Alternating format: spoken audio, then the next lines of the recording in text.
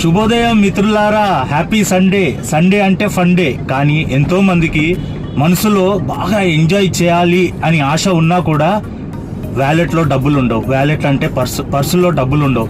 ఆ డబ్బులు లేనందుకు పాపం వాళ్ళ మనసులో ఉన్న ఆ ఇంట్రెస్ట్ కాస్త ఫుల్ఫిల్ కాకుండా అయిపోతుంది.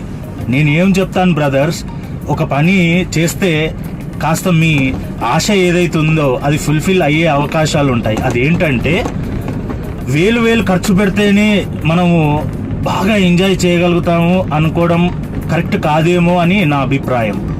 మన దగ్గర 500 ఉన్నా కూడా నీ ఫ్యామిలీ ఒక 4-5 ఎంజాయ్ చేయాలి అని ఉద్దేశం నీకుంటే ఖచ్చితంగా నువ్వు ఎంజాయ్ చేయగలుగుతావు. ఎలా చెప్పాలా? సింపుల్గా ఏం చేయాలంటే ఒక 1 kg చికెన్ తీసుకో.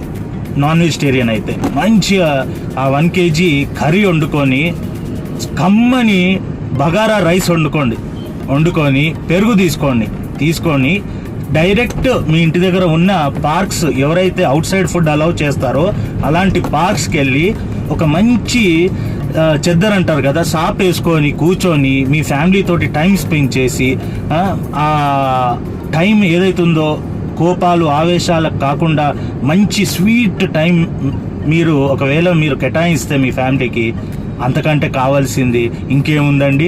కాబట్టి డబ్బు ఉంటేనే మనం ఎంజాయ్ చేయగలుగుతాము అని అనుకుంటే మటుకు మూర్ఖత్వం.